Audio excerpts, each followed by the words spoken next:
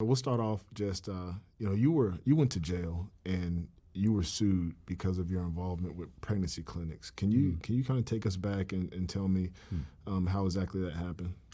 Well, it started when I was a pastor, and I was watching some films by Francis Schaeffer and C. Everett Koop, and he was the Surgeon General, and they were just talking about the direction of disrespect for life in our culture. And I really hadn't been in tune to abortion. I was a pastor, and I just started to become familiar with it. I really had given no thought to it. And at that time, there weren't many evangelical Christians who were expressing any opposition to abortion.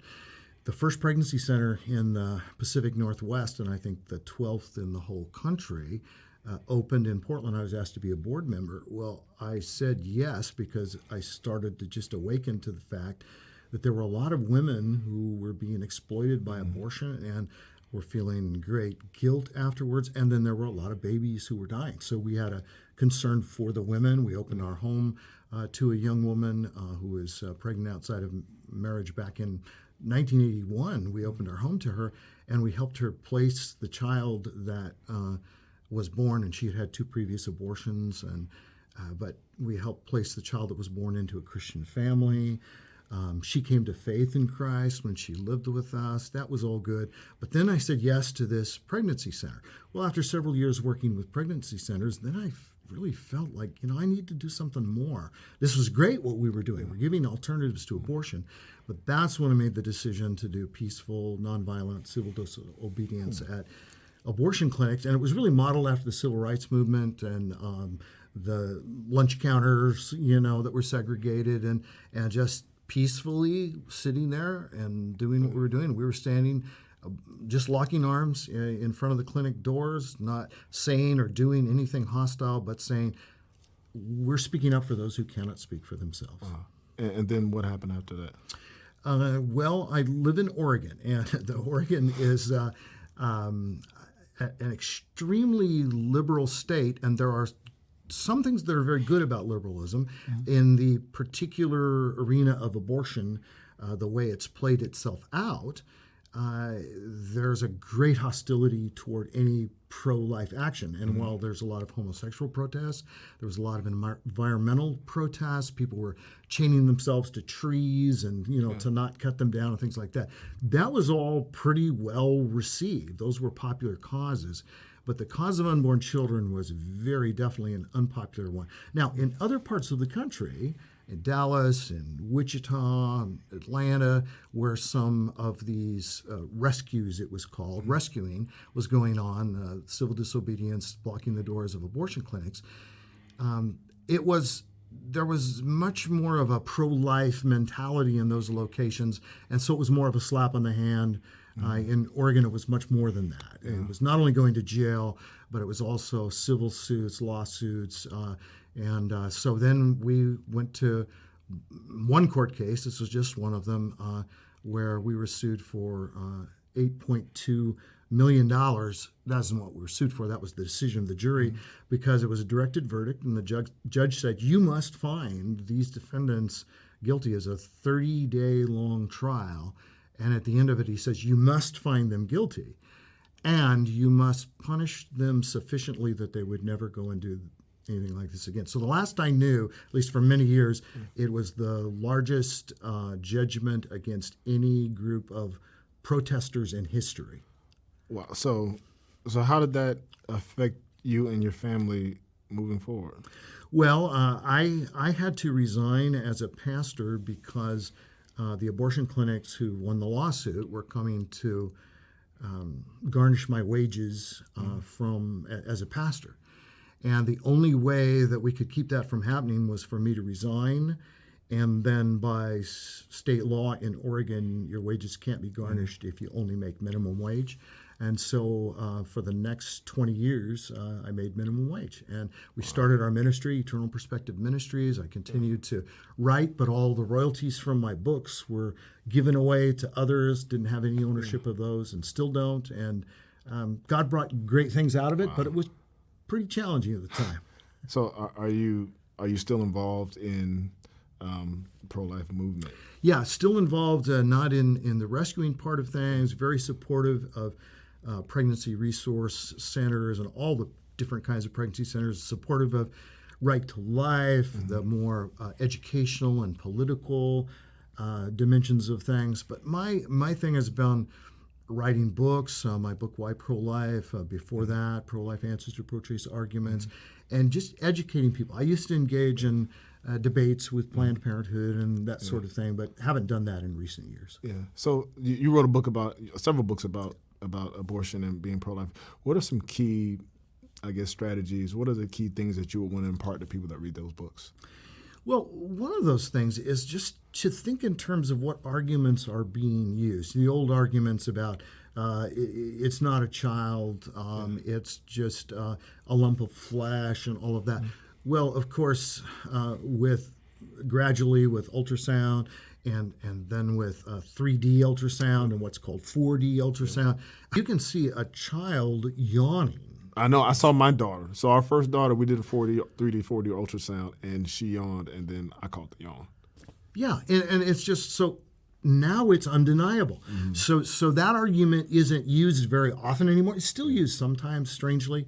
But now it's more like, yeah, but the mother has more rights than the baby does. Well, we believe in the mother's rights, but we also believe that just as her mother allowed her to live and brought her into the world, that if she just takes the next few months and hangs on, she will not have to raise that child. It will not be something that she'll have to deal with the rest of her life. And every woman we know that has placed a child for adoption, that is not an easy thing to do. But the amount of guilt and turmoil and trauma that she is left with is so much less than when she's chosen to take the life of her child by abortion. Well, some people say, you pro-life people, all y'all care about is the unborn child. It's just a political thing. You don't really care about families. You don't really care about the women. You just care about the unborn child. And then after the child's born, you don't want to support them.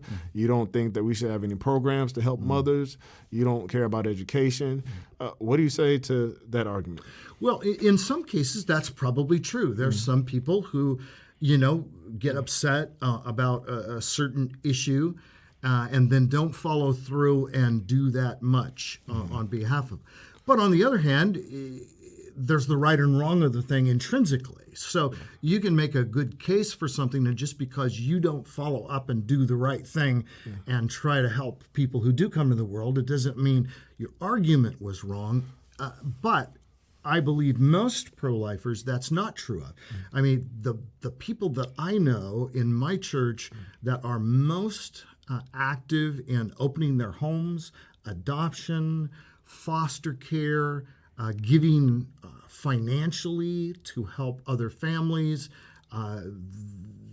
these pro-life people are the first ones to offer child care, to take women with unwanted pregnancies into their home, and if they choose to keep the child, to help them financially, to get them jobs that are workable. So I believe that in some ways that's a false charge that's being made just to write people off as uncaring. I think they do care. Talk to me about the terms pro-life and pro-choice. I feel like they mean different things to different people, and I'm assuming you would consider yourself to be pro-life, but what does that mean to you, and what does pro-choice mean to you? Well, there's the broad sense of pro-life, and there's the narrow sense of pro-life. Historically, it started as a narrow thing that referred specifically to the abortion issue. So if somebody said they were pro-life, it meant they were against abortion.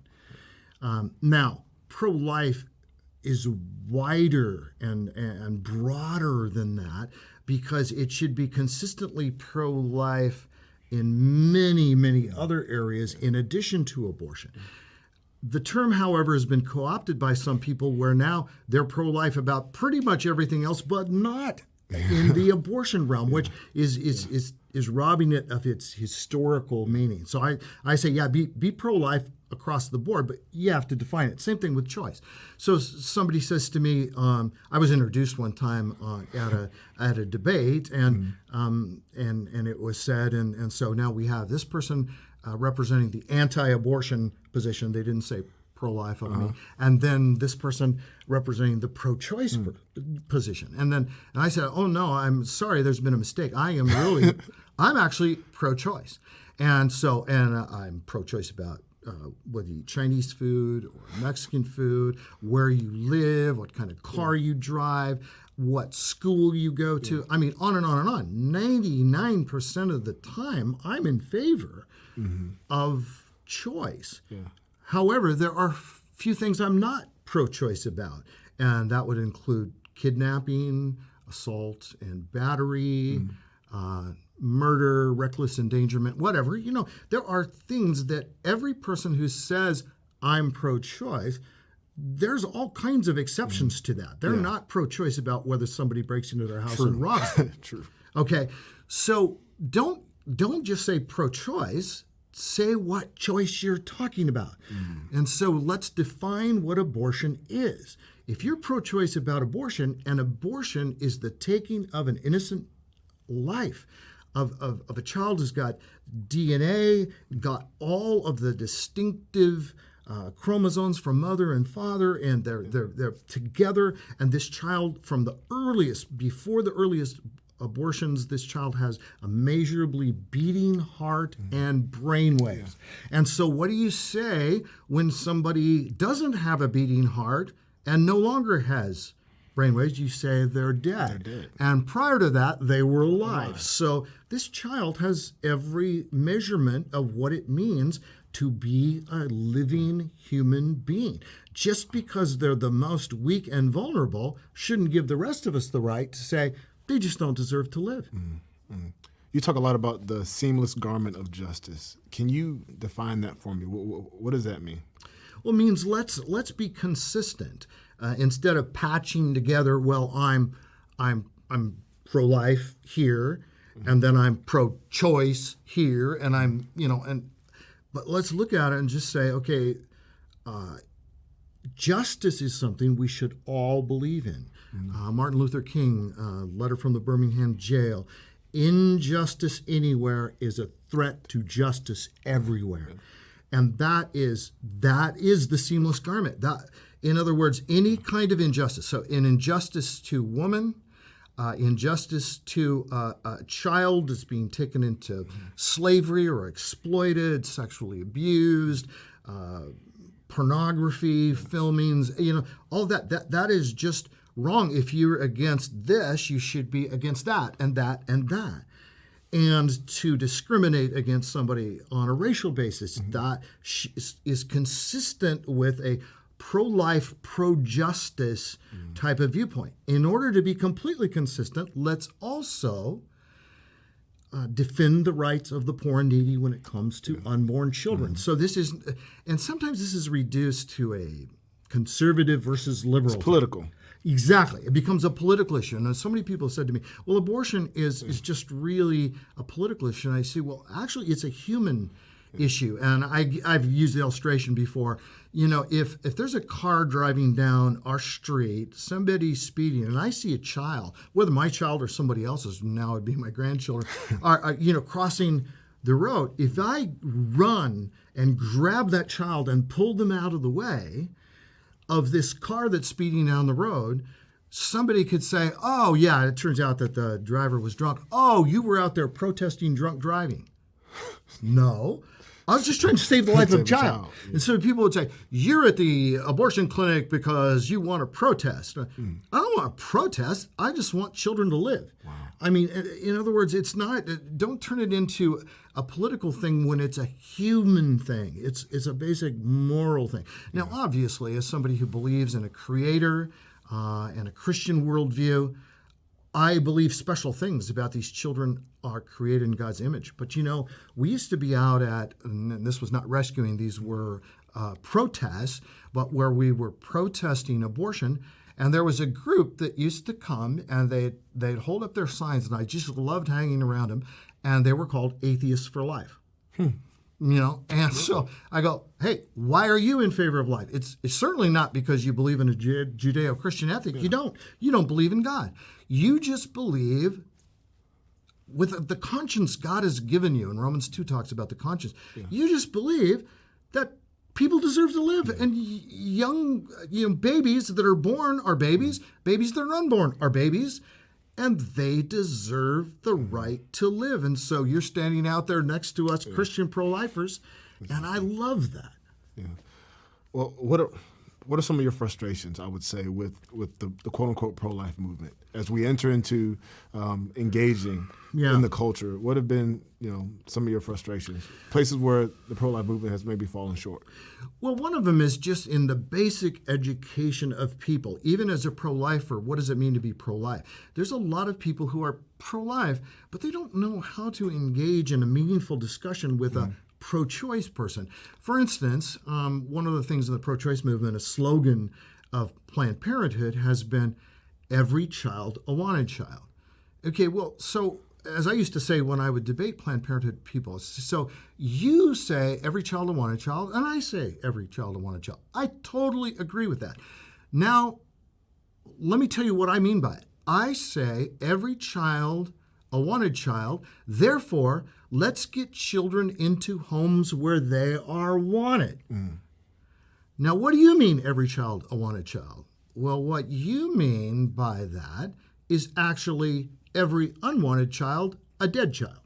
That's what you really mean. Yeah. That makes a bad bumper sticker, but that's what you're really saying. Yeah. Every child a wanted child sounds so noble, except you're killing those children when you think they're unwanted. And the other thing I would say with that is there is no such thing as an unwanted child. You have something like, last I knew, 1 million people lined up waiting to adopt babies.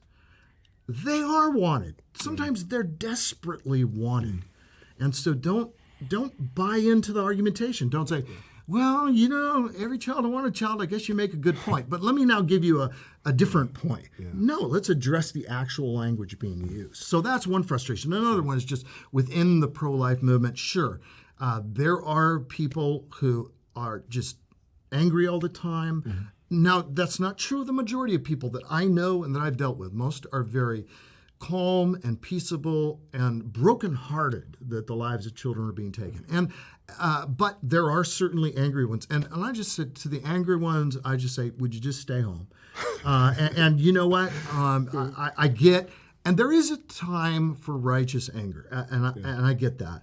But I do think that often it doesn't serve the cause well, and people burn out, and anger can only drive you so far. Love can take you all the way. Love for God, love for people, love for children. So operate out of love, not out of anger. Yeah, one of the things that I've seen that frustrates me is the lack of empathy. And so you have people on their political high horse or whatever it may be, and they're just in it to win the argument or win the debate. And they don't want to hear the stories of a woman that is in a certain situation or that's struggling and makes these decisions, and they just assume that all these decisions are callous when some of them are callous, convenient decisions, but some of them are difficult struggles. And so, in bridging the divide, I mean, right now during this time, during an election year, you see laws that are being passed in New York and Alabama and Illinois and Georgia, different states on both sides, liberal, conservative laws. And there's this kind of ramping up in the divide, it seems, is getting further apart on a very, very important issue, an issue that I think has the ability and the propensity to maybe rip the republic. What's your hope moving forward, and how do we get to a place where the damage done to America because of this can be healed and cured? Well, I think if people on both sides and people even in the middle undecided, and there's quite a few of those, would have empathy and understanding for the other position. And back to where you started, years ago, Feminists for Life, one of the founders of the group or presidents of the group that I got to know well, she had a saying that, just understand when people talk about a woman wanting an abortion, a woman wants an abortion in the same way that an animal whose leg is caught in the trap wants to gnaw its leg off. And I went, Yeah. In other words, she wants out of what seems like an impossible situation, but she doesn't want to gnaw her leg off. Yeah. She doesn't want to kill this baby. She doesn't want to. And I think so. Yeah, that's the empathy. That's. Yeah. People can be trapped. Some woman has to work for a living because there's not a husband in the home, there's not a breadwinner, there's not or whatever the situation is, or she's been abused, or whatever it is that is motivating her to have an abortion. In an ideal world, would she say, yeah, I really want that because abortion is so good? Not many people argue that it's because abortion is so good. Mm-hmm. They're just saying, it's a necessity. So I think that's an example of the empathy. But I also think that if we sit down and say, okay, what can we agree on here? First of all, let's stop the rhetoric about this is not a child. It clearly is a child. Yeah. It's got all the body parts of a child.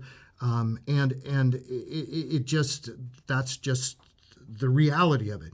So let's do what we can to defend the life of this child, and now let's do what we can to make sure that when the child comes out of the womb, that child is placed somewhere where they're wanted, or if the mom wants but can't afford to help her, and to help her substantially, and to do this in such a way that retains her dignity, to do it in such a way that does not punish people for wanting to get married. Sometimes you have this, well, if you get married, you won't get this help anymore. And so now you have the incentive to not be married. Mm-hmm. And that doesn't do anything good for the woman or for the father of the child, the one who should be a husband and is the father of this child. So I think if we could talk more rationally, but I will have to say this, Ben, I believe as a Christian, and I know you believe this too, that what Jesus said was true. And in John chapter 8, he talks about the devil, and he says the devil was a liar and a murderer from the beginning. It's so interesting how lying and murdering are combined. Wow. And this is what I think we see not only in the issue of abortion, but in all kinds of trafficking situations and everything else in the world, is that the devil wants to kill us, but in order to get away with murder, he has to come up with a whole system, a whole library of lies. Wow. And you saw that with Hitler in Germany. You saw it with Stalin and Pol Pot and all the different dictatorships where horrific things were done. But you had to have arguments so that people could go, well, this isn't really a terrible thing. This is actually a virtuous thing. And we have to cut through those lies, but we will never succeed in that. And nobody will listen to us if they see us as indifferent and uncaring and insensitive and not understanding the dilemma of women who are faced with abortion decisions. Wow. Do you think abortion ends in your lifetime? Tragically, no, I don't think so, and not just because I'm old, but seriously, I don't think any sin, will end everywhere. But I actually am very encouraged about a number of things. One, the number of abortions has significantly declined from where at one point it was in the United States. It was 1.4 million a year, and the last I heard was 700,000 or something, whatever. However, it is true that there's more chemical abortions that aren't reported as abortions, so it's still a huge issue. But here's what encourages me. Years ago, I saw, and I'm concerned about a lot of other things besides abortion, and world hunger is one of them. And I saw a big famine relief poster, and it just took my breath away because of what it said. And I think the organization happened to be World Relief, but it could have been any of them. And it said, how do you feed 1 billion hungry people? Now, that is a depressing question because you just go, I'm completely, I don't know, it disables me. I don't know what to even say, except down at the bottom it says, one at a time. Wow. How do you save the lives of whatever the number is, if it's 700,000 or 800,000 children dying from abortion each year? And the answer is, I think, one at a time. Sure, if you can pass laws that save more than one, but here's the thing, you don't, even if the law doesn't pass, you've got Susie, who's a 16-year-old who lives next door, and you find out that she's pregnant, and you go over and you talk to her mom and dad and to Susie, and you say, listen, we will do anything to help you have this child. We'll be here for you. We live next door. Childcare, we will help you financially. We give away all the royalties from my books, and a substantial amount go to not only feeding the hungry in other parts of the world, but caring for babies and for moms, giving them an alternative to abortion. And so we feel like, you know what? Every life that is saved and every woman that is saved from the tragedy of abortion, because there's two victims with every abortion. There's the baby and there's the mother. And so let's do what we can for them, and then we can rejoice, and we know the names of those people. We were there when the girl who lived with us and placed her child for adoption into a Christian home, when that child turned 33, we set up the adopted parents a meeting so that 33-year-old boy could meet his mom, and his mom is one of our dear friends to this day. And we were there when they met, and we saw the embracing, and we saw the tears, and we saw the gratitude. And basically he was saying, thank you for letting me live. I like my life. And you sacrificed so that I could come into the world. And then my adoptive parents, obviously, they're my parents who raised me, and they sacrificed, and that's why I'm here today. Wow. Well, talk to me a little bit about the role of men. Because a lot of times we hear this is a women's issue, men, you have no role in this, and we all know that men have roles, specific roles in the household, in the outside world, in government, whatever it may be. Talk to me about the role of men in maybe supporting women, but how does the role of a man relate to the issue of abortion specifically on a broad scale? Well, it relates hugely because there's two parents, there's two biological parents, and never should be, and unless circumstances of life don't allow it, never should the one have to raise the child alone. And even if there are significant reasons why a marriage shouldn't take place, child support should take place, everything that can be done to help that child. But the ideal is that dad would be there for the child, and men need to rise to the occasion. And honestly, the abortion movement, maybe this hasn't been the intention of it, but it has fed into male irresponsibility, because now the solution is the most that anybody has to come up with is $300 or $400 or whatever the current cost to get an abortion is, and come up with that money. And it used to be the thing where boyfriends or parents of boyfriends would give them the money to give to their girlfriend so that she could go have this taken care of. Well, the thing is, when she is suffering from intense guilt, sometimes with suicidal inclinations, with all kinds of dysfunctional issues in her life, the people from the abortion clinic, her boyfriend's parents who helped pay for the abortion, they're nowhere to be found. And I would say, and that's where a lot of the post-abortion counseling that's part of the pro-life movement comes to bear. But back to the men, I think we have just got to help young men and older men understand you are responsible. Be a man. Step up to the plate. Don't make a woman on her own raise this child or have to live with the consequences of an abortion. Say, look, I will be there for you. I want to marry you, but if you don't want to marry me, I still am going to support that child. And this will be our child. And no matter what happens with visitation rights or anything else. But I think if more men would be men and step up to the plate and do that, what a difference that would make. Yeah, exactly. And I've heard it said that abortion is men's worst violence and abuse against women. I agree. Absolutely. And by the way, on a global scale especially, but in the United States as well, amniocentesis is being used to determine the gender of the child, and the vast majority of gender-based abortions in the world, and there are millions of them every year, are abortions of females, not males. Well, what does that tell you? Here is abortion, which is supposed to be this liberating thing for women, but the babies whose lives are being taken are young women.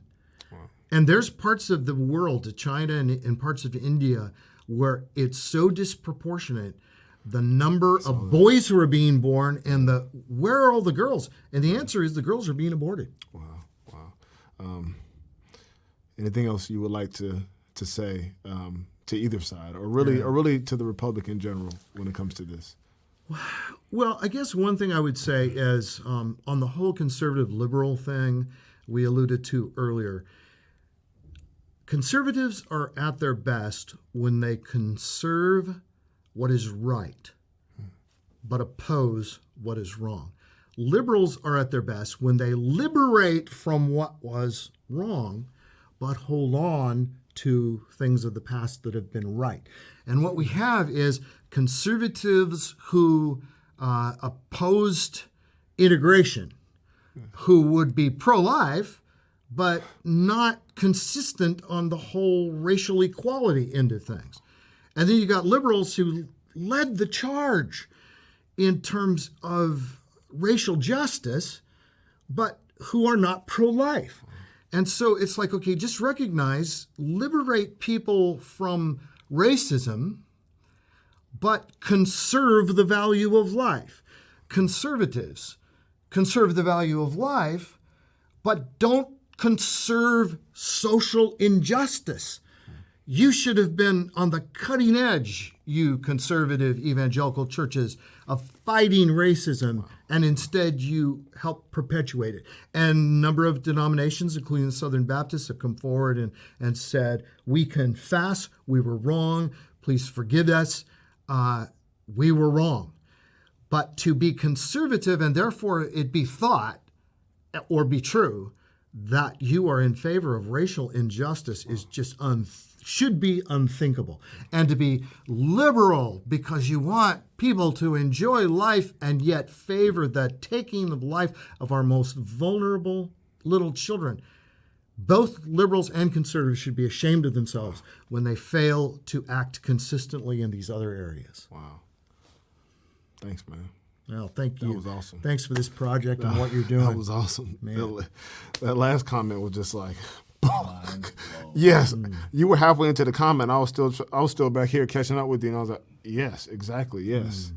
Amazing. Thank you. Well, that's why actually, and I'm sure I can say it in front of these guys, but last year when we were talking about when you retired the first time, and what are you going to do now? And one of the things that I said to Ben, since you guys are here, I'll say it, but is that you are a very unusual person, and not just in being weird. No, but you're truly an unusual person in that you have a voice on racial issues. Your book, Under My Skin, I mean, I told you this, but when I was writing my novel, Dominion, about racial issues, I read 85 books on the history of African Americans, and I'll say, because I'm a white guy in the suburbs, having a main character in a book who's African American, grew up in Jackson, Mississippi, then went to the projects in Chicago, and now lives in Portland, Oregon. The only one of those that I know is Portland, Oregon. And so I had to do all this research and go down with John Perkins and Mississippi and do all kinds of things, and he was so helpful.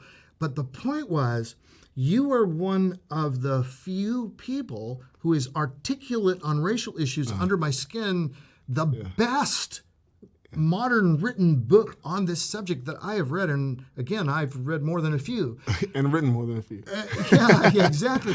And then you're an outspoken pro-life person. I'm saying, when was the last time that a person who is known for their defense of racial justice and other forms of justice has spoken at the March for Life in Washington, D.C.? It's usually people who are kind of known as just pro-life. That's where they are, but they aren't known as cutting. But you are. And so one of the things I said, and I really believe this is true, and this can be true, obviously, as you work with PAO as well, is that you can speak to people who love you because you oppose abortion on racial issues. You can speak to people who love you because you oppose racism and speak to them in pro-life issues. And there's not many people who have earned an audience with both, and you have. And I credit God for that. I mean, He's raised you up for that. Yeah, thank you. But even that Mildred Jefferson, who I blogged on last Monday, I mean, my gosh, she was the the primary spokesman and for a while president of National Right to Life back in the 70s. Yeah. As an African-American woman, and she was, the first woman to graduate from Harvard Medical School. Yeah. And she was unbelievably articulate. I mean, I listened to her words, and she's not, I mean, maybe there's a teleprompter, but she is articulate. In that video, she was just talking. Articulate. And you're just going, wow, she's off the charts. And so she probably would have been a person who had say in both areas. But, so thank you. Man, thank you. I appreciate it.